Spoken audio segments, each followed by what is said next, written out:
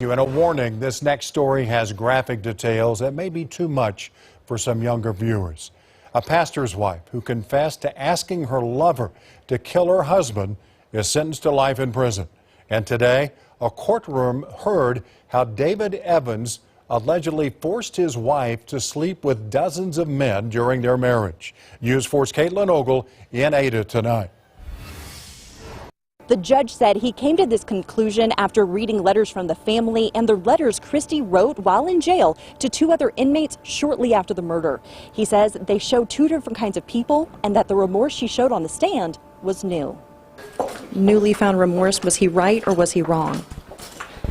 Her remorse is real, and it was from the very beginning. Christy Evans sentenced to life a day after the 49-year-old testified she asked her lover, Khalil Square, to shoot and kill her husband, Pastor David Evans. Evans testified the pastor of Free Will Harmony Baptist Church was depressed. His fix came from porn and sex and would find men on Craigslist to have sex with his wife for his enjoyment. She has served her sentence for 30 years of abuse. Evans testified she did it out of fear because of her husband's numerous threats to kill himself, her parents, her, or one of their kids. Khalil Square responded to one of the ads, and Evans quickly fell for him. Prosecutors claim she used the 26-year-old to shoot her defenseless husband while he slept, after Evans found out about Square's prior stabbing conviction.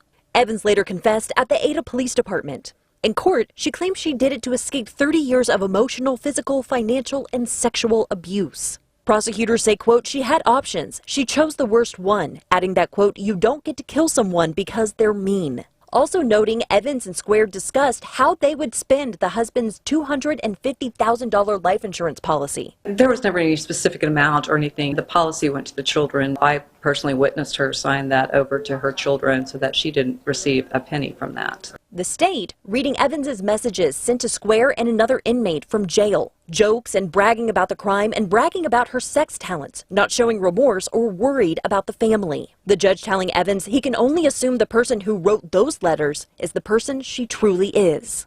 Christy received positive feedback from her husband when she would perform sexually for him. That's how she'd been conditioned over 30 years. This is what I was trained to do to get a positive response. Evans will be eligible for parole when she's in her 80s. In Ada, Caitlin Ogle, Oklahoma's News 4. All right, Caitlin, thank you. Evans's daughter testified the children were also abused emotionally and physically by their father.